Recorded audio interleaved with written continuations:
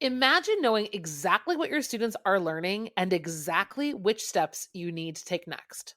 Join us in Down with the Reading Quiz to craft meaningful and productive formative assessments that move away from gotcha moments of basic recall and toward assessing what your students actually can do. In this 30-minute free masterclass, we'll share 3 powerful assessment keys that work for any novel at any time of the year.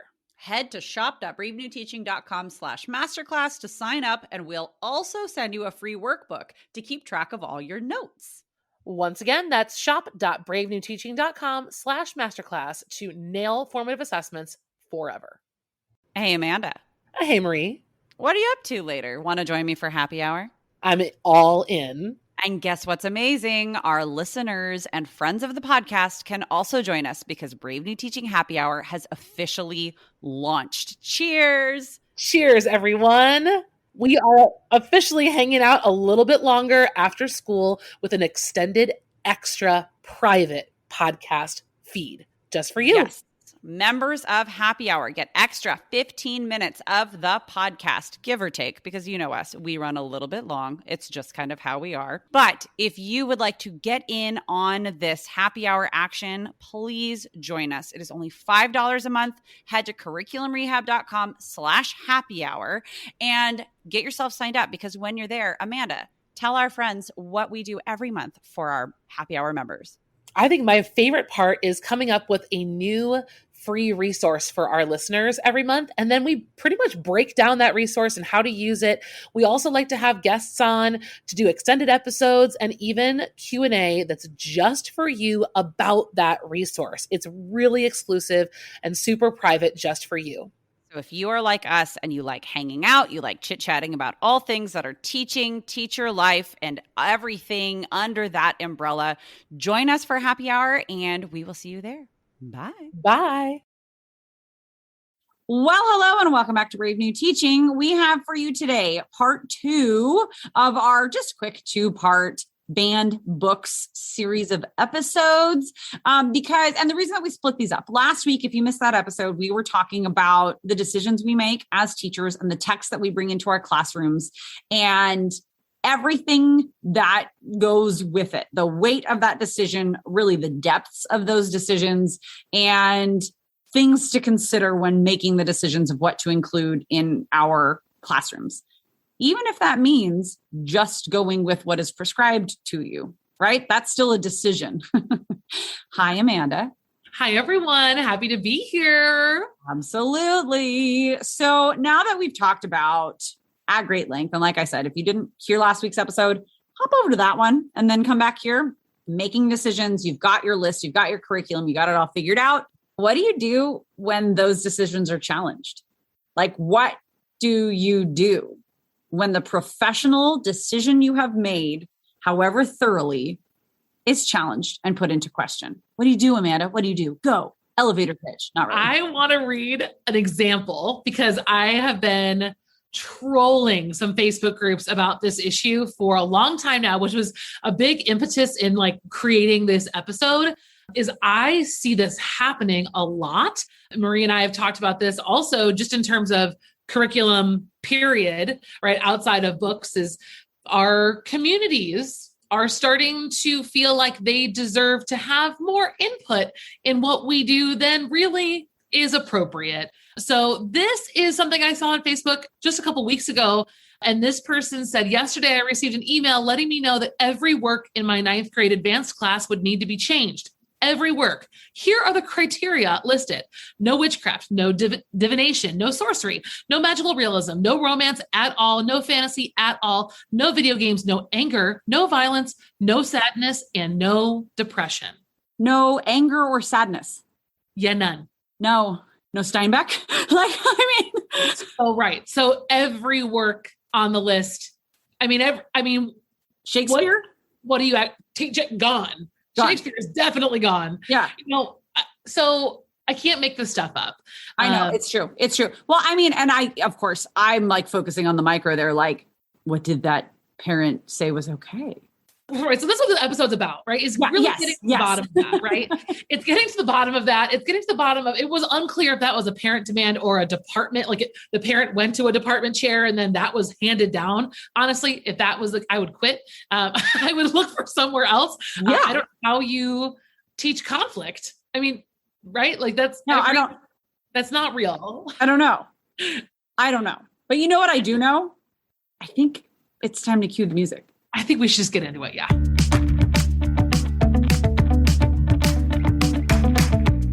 You're listening to Brave New Teaching, a podcast for educators challenging the status quo. I'm Amanda, and I'm a high school English teacher in Illinois. And I'm Marie, and I'm also a high school English teacher in Southern California. We're so glad you're here. Enjoy the show.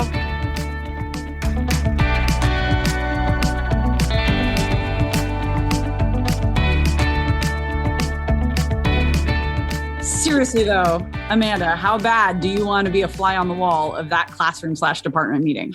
Oh my God.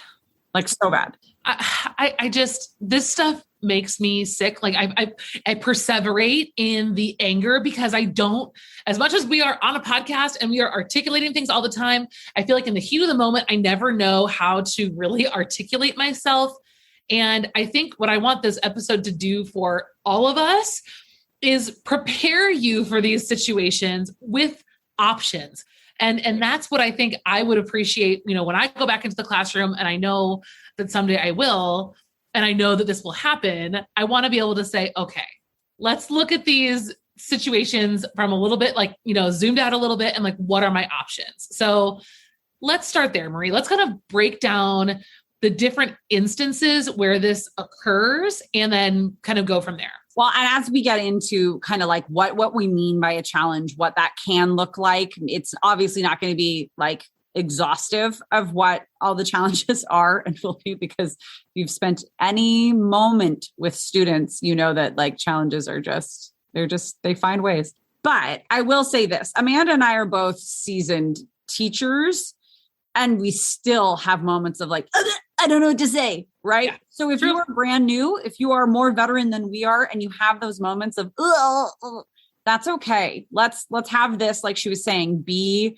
a time where you can just think through, what would I say if, when this happened, I said blah, what could I have said? Like, or what did I say that worked? Like, let this be a moment of reflection and even just introspection to play it out. Because like it or not, we are under fire. Our educators, and especially classroom teachers, we are under fire. And we have an episode that we have in the works for you all, specific to like what is happening right here and right now. A lot of, I'm going to say challenges, but really just, I don't know, what am I trying to say, Amanda? Like we're being attacked. A lot of teachers are being attacked. Yes. So those attacks, we have some responses, we have some ways to deal, some strategies for teachers that we are working on, and we want to be really mindful about that. So like that is to come, but let's just talk about specifically having to do with materials and texts and books in our classrooms. The different types of challenges, as we say, or like questioning that I have seen are parent challenges, colleagues challenging, so whether it's admin or a fellow teacher or whatever, and then students challenging a work that is being presented to them or will be potentially presented to them. I think the most common challenge or question that we get is going to be from a parent. That's why, like when you were reading that Facebook post, I assumed it was a parent. I just assumed, because I've had a similar, like a population of students, and I've had a few kids in the same family come through my classroom where the parent reminds me that witchcraft, magic, and those sorts of elements are not allowed, and their student must leave the room if we start talking about those sorts of things, which makes the Crucible a very interesting place to be when you have an 11th grader and we're teaching the Crucible, because it's not really witchcraft, but it's treated as such, right? It's a very weird. Was it? That's my little bird walk for the moment. But yeah, those are the moments where you're kind of like, what do I do with this? Yes. Yes. And I think one thing that Marie and I talked about beforehand was understanding that the era we live in right now is calling for us to both listen carefully, right? To be good listeners of our population, right? Whoever is voicing these concerns. I really am trying myself to listen first.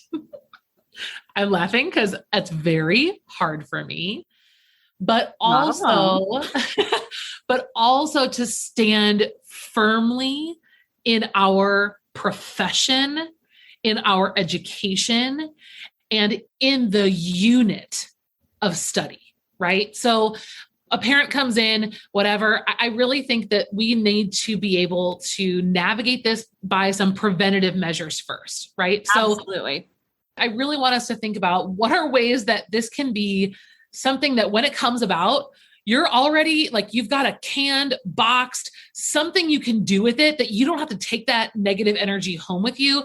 You can forward it to your admin. You can cite something that's already been written that a parent has consented to. Those are the kinds of things that I think are really important.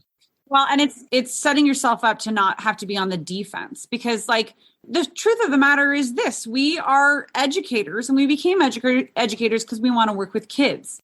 Kids are the babies of other people, though, right? So like, even though, yes, I firmly believe that I serve kids and only kids, their parents are very much still a part of the equation because they're kids. And that was something that, like, as a younger teacher, or as a newer teacher, I happened to also be younger when I was a newer teacher, I had to navigate and understand and deal with in myself that, like, I can't resent parents for being parents. I want what's best for my own babies. And I'm going to ask some questions sometimes. Being an educator, I'm going to ask them in different ways. And sometimes the questions are asked of me in more respectful tones, with a little, just like, tactfully putting things. Yes. And that's not always what we get. And also the lens through which we read things is straight up, they're criticizing me and they're criticizing everything. But that's also kind of their prerogative to a certain extent, because the questions are okay. It's not bad to question. If we have, like you're saying, the preventive measures in place where those questions are answered before they're asked, that's a great place to be. It's a great place to be able to be like an educational team with parents and community members versus, this is the first time hearing this. What are you talking about? How do Romeo and Juliet die at the end? No, they don't. They get married and they live happily ever after. And you're like, actually, no. This episode is brought to you by Curriculum Rehab, by us, the team here at Brave New Teaching. It is the first and only teacher PD of its kind, a course to help teachers like you by guiding you through creating your own personal framework for curriculum. You make it work for you, your students, and your unique situation, because nobody else knows what the kiddos in your classroom need the way that you do. Curriculum Rehab takes all of the resources available to you, all of the lessons, the assessments, the activities, all of the texts, everything that could possibly be there for you, and it helps you organize what you actually need in order to attain your teaching objectives. These are the strategies that Amanda and myself have used in our own classrooms, have developed over very long years of teaching and figuring things out, combined together to create this framework and these strategies that we can guide you through. This course will give you the tools you need for a complete curriculum overhaul or to start from scratch. Wherever you are on that continuum,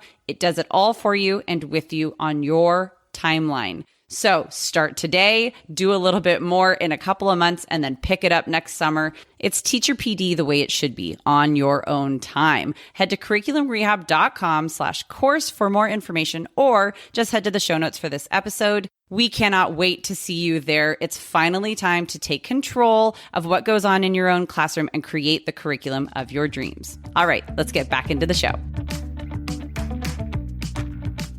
So I think if we're going to follow Marie's thread here, we're going to choose to respectfully engage with the challenge. Okay. Let's say it's a parent or a student. In either situation, there are some questions that need to be part of the dialogue. And I think the first part of getting to the bottom of the challenge is trying to figure out where it comes from, the source, the context, and what exactly the problem with the text is. In my experience, a lot of the challenges that I have seen from both students and parents have come from the student or parent reading a summary or someone else's something online about the book and not from actually reading the book themselves. And so to me, that is a huge red flag. If I'm going to engage in this conversation, I'm going to engage in this challenge, I want to make it clear that as a professional, I have not only read the novel, but I have crafted, right, the scaffolds, the bumpers around the issues that you are describing, right? So if we were to take 1,000 Splendid Suns, right? I teach this novel in 11th grade. In a word, it's rough. There is rape, incest, horrible war. Like at the end of a chapter, like there are body parts that have exploded. I mean, it is graphic and it is violent. It is all of these things. However, as a professional educator, I'm a little bit on my soapbox right now.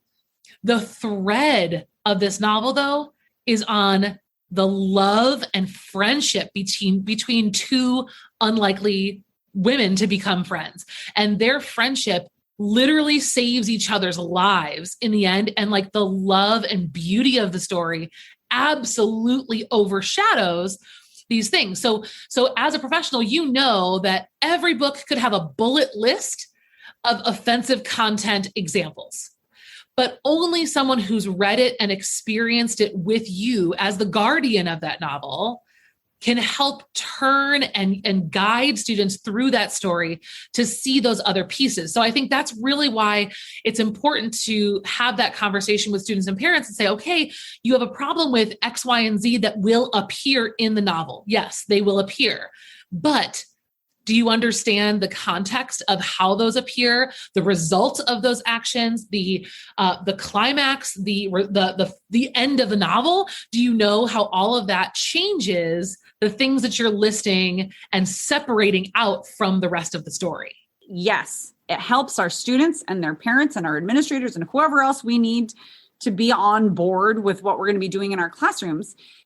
It's really important for our educational team, which is what I like to think of it as, right? I used to be really afraid to talk to parents. And I know a lot of teachers are afraid to talk to parents because they feel challenged, like you are. Yes, they feel challenged. They feel defensive. And a lot of that comes from being attacked as professionals, as we are right now.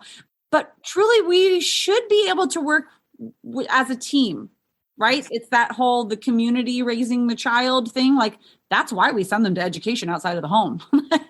That's yes. why we exist as a profession.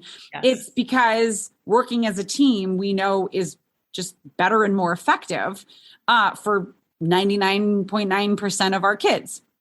Helping the rest of the team understand the context through yes. which we will be approaching a work or a topic, the purpose for it, the essential question, right? Like we're always talking about inquiry. If you missed that episode, it's a couple back, about making the case for inquiry, helping our teammates in this educational team understand and see the purpose of allowing students to explore topics and like you're saying, the bumpers and the roadmap that we're going to guide them on to get them there. It alleviates a lot of anxiety. Like, as a parent, I'm very anxious to send my children to school because we have a particular set of beliefs and morals within our own little family bubble. And it's hard the first time your kid goes to preschool or even really to kindergarten. And you know that they're going to get influences outside of what has been in your living room and your kitchen and your car. And right, like when that little bubble has a little hole poked in it, it's hard and it's scary. So I empathize with parents and with guardians and with those looking out for their babies, even if their babies are 18, like they're still your kid. So like, I get that. And I see that. And I think that, and then the defensive part of me goes, but you know what? Bleepity bleep, swear word.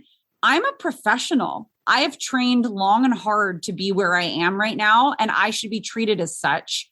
The fact of the matter is we're working with other people's kids. And so we're going to have to provide our ethos by doing things like you're saying, by like bringing them in instead and doing those preventive measures to say like, this is going to be challenging. This is why. This can be problematic. Here's how. This is how we'll deal with it to alleviate a lot of that stress. And that just, I think if you have not listened to the episode prior to this, this is why the work of part 1 of this series is so important, because if a parent does come to you and has these very legitimate concerns, sometimes the concerns are not really legitimate, but we're not talking about that right now. But when they are legitimate, you will benefit in that conversation with the parent because you've already done the work. You've already had the conversation with your colleagues. And this is not something that you're just going to have to go, I better go research why I'm teaching this book.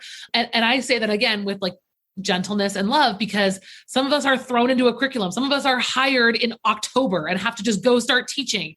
And it's not always that easy, but it's something that will help make this situation less stressful. And it will help the result of it be in the best interest of the academic well-being of your child, as well as of the student, the parent's child, your student, as well as their emotional well-being on top of that. Because the conversation might end up by, what I think that the events, even though that's how you're going to teach it, I still think that's going to be too triggering for my kid because of X, Y, and Z. Okay. So then there we are. But we've had that mutual, like you said, our ethos has been respected, our profession has been respected, but so has the concern of the parent. And then we're in a good place. Like, I actually feel like that is something amazing. And that's not always what happens, but doing the work ahead of time and being prepared for this situation in having your curriculum map solidified and your own rationale solidified is a huge step in the right direction. So before, Amanda has some options of just things that you could do, right? When the challenge is there and you know what, this is going to be too triggering, whatever it is for my child, for this student, for whatever, like, no, we need to do something else. Amanda's got a list of a couple ideas just to kind of kick around. But like, when your decisions are questioned, here are some questions that you can go through to ask yourself. Where does the challenge come from, right? We talked a lot about parent or guardian challenge, but like, is it from the students? What's the context surrounding the challenge at hand? What is a particular grievance being cited? Like, what is it about this text or this author maybe that is being questioned or challenged? And if a replacement is the next best option, who decides that? Those are some things to kind of process when figuring out what to do with a challenge, when either the preventive measures have still gotten to you to that point, or it wasn't possible to make those preventive measures because you were hired in October, because it's brand new, because it's mandated, whatever it is. So what are some other options, Amanda, once you've gotten to that point of strategies? So we'll start at the beginning in terms of things to start at the beginning of the school year. So one thing I've seen that's been really nice is a department collectively writing a controversial text disclaimer that goes in everybody's syllabus. And so whatever that disclaimer is, whether it has to do with, we might put books off of our district list that are different on your choice reading list, or there might be whatever might be coming, putting that in a disclaimer that parents have to see and sign off of at the beginning of the year. It does the work of, if there are issues, kind of catching them early and in a group. So like, you kind of have all of the parents who have issues, you can kind of deal with them all at once, or your department chair or your admin can deal with them all at once. It doesn't become your problem from an email later on down the road. Similar to that, you might just be really well off if you can solidify your book list at the start of the year. I know some teachers try to change things or add things as they go. Like, if you are in a situation, like I know some independent schools can do that, and it depends on where you are. But if you can give parents a list, this is what we're going to read at the beginning of the year right away, like handle that early rather than the day you're starting the book in question. That's going to, again, take a little bit of that pressure off your shoulders. And then we've talked about it very briefly, but the next and most important thing is you have taken curriculum rehab and all of your units are based on essential questions. Duh. Well, yeah. Inquiry, my friends. Inquiry. If your units are truly structured through inquiry, the text shouldn't matter. Now, I say that very lightly because texts do matter, and what we're pulling. Yeah. We've just spent two podcast episodes about talking about the weight of text and how much they matter. It matters very much. But if it's not worth the fight, or it's not going to work out, if you are already set up with a question, it shouldn't be too difficult to find another text that still answers that question. So the student can be present in your room or present in your class conversations anytime you're doing supplementary reading, you're doing podcast episodes, right? YouTube videos, TED Talks, poetry, like all of that will still apply, even if the novel is different from what other students are reading. The next thing I've seen, I've never done, but I've seen around, I think it mostly Facebook, I've seen some schools put together an alternate novel like form. So there's a formulaic way of handling this situation. So a parent has contested and we've decided we're going to let the student and the parent choose something else. I've seen schools put that back on the family and say, here are the criteria for the unit, go find a replacement text, and then we'll tell you whether or not it works for us. You might hand them a pre-selected list of your own. But I really think the most important thing at the end of all of those things is that you, the teacher, do as little of the heavy lifting as possible, because you've already done all of the work to make this unit happen the way that you planned it. And I know firsthand, and I know Marie knows too, how exhausting and derailing it can feel to have this situation happen. And then you're distracted and you're spending 90% of your energy on one student and accommodating that student. And then the rest of your kids, you're just like, I'll get back to you later. And it's really hard to do. So having people in your corner, having systems in your corner ready to go will really be the best way to help you move forward. And, trying really hard to listen. It's hard. And then holding your ground on the things that are really important to you. We're all people. And I think it's pretty safe to say that most, if not all, educators go into education because they are passionate about it, right? And so when you're passionate about it, then when things don't quite go your way or you're met with walls, it makes it hard.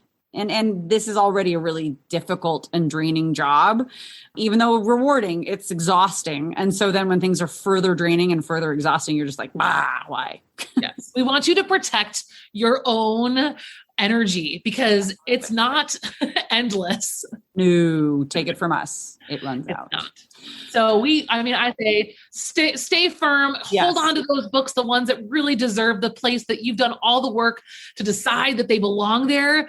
Be strong, defend freedom, but then be careful when that word is misused. But also remember what diversity is. Correct. In its truest form, like it's differences. So thank you all so much for joining us today. We hope that, like we said last week, this should, if nothing else, just help start a conversation or further a conversation, because our text lists should not be stagnant. They should be living. They should be breathing. They should be ever changing, not completely overhauling all the time, but they should have wiggle room, right? Yes. The lists that we have of the text that we are approaching with our students. If you have more thoughts on this, please join us on Instagram. Take yourself over to our show notes, bravenewteaching.com, and you can leave some comments there. And make sure you are joining us for the Dystopia Festival. If you are listening in real time, we're in it. This is it. We're in it. So we're in it. Welcome and thank you. And if you missed it in real time, you can still join. Head to bravenewteaching.com for more information.